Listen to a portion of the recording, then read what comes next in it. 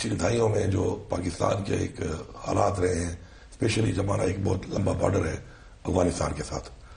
تو اس حوالے سے آپ یہ دیکھیں کہ جب یہ رشیا وار ہوئی، افغانستان میں حملہ کیا رشیا نے، تو باقاعدہ اناؤنس کیا گیا کہ یہ جہاد ہے، اور اس کے بعد جو ہے وہ جہاد کا اناؤنس ہونے کے بعد جہادی بن کر لوگ گئے اور وہاں پر جا کے انہوں نے جہاد کیا اور رشیا کو شکست دی افغانستان نے۔ آبویسلی ہمارے بہت سے لوگ وہاں پہ گئے اور حصہ لیا انہوں نے۔ پھر دوبارہ جب یہ امریکہ نے وہاں پہ دوبارہ حملہ کیا تو اس وقت جو ہے ہماری پالیسی چینج ہو چکی تھی۔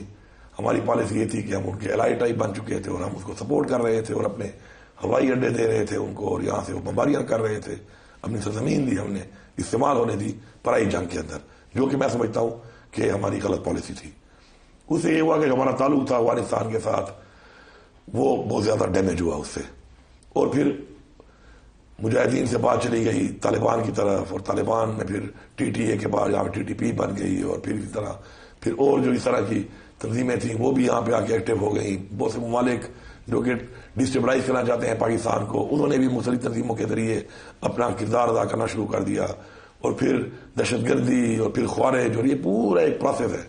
تو اس کے اندر جو ہے ہماری پالیسی کی بہت غلطی ہے اس میں۔ اب جو حالات ہیں جس طرح آپ ابھی کا پوچھ رہے ہیں، تو میں سمجھتا ہوں کہ ہمیشہ سے جو ایک بات ہے، افغانستان کے ساتھ ہماری بات چیت ضروری ہے، اور افغانستان کے ساتھ ہماری بات چیت اگر نہیں ہوگی تو جو اتنا لمبا 2200 کلومیٹر کا ایک بارڈر میرے صوبے کے ساتھ ہے،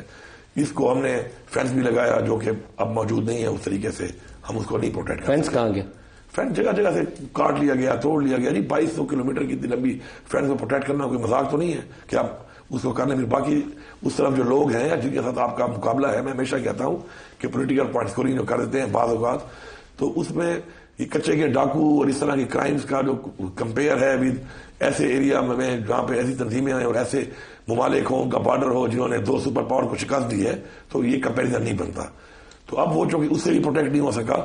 تو اس میں ہمیں ان کے ساتھ ایک ڈائلاگ کرنا چاہیے، اور پراپر ہمیں اس چیز کو کنٹرول کرنے کے لیے کوئی G2G ہمیں کرنا چاہیے، اور اس کے لیے میں نے پہلے بھی کہا تھا، پھر بعد میں اگری کر گئے کہ ہاں جی آپ بات چیت کریں ان سے۔ پھر انہوں نے کہا TORs بنائے، میں نے TORs بنا کر فیڈرل گورنمنٹ کو بھیجے بھی ہیں۔ 2 مہینے زیادہ ٹائم ہو گیا ہے۔ میں نے اپنا ایک چھوٹا جرگہ بنا لیا تھا، اس میں میرا ایک جو حمید الحق صاحب ہیں شہید ہو گئے، اس میں کو شہید کر دیا گیا۔ جی وہ ممبر بھی تھے۔ ان کو شہید کس نے کیا؟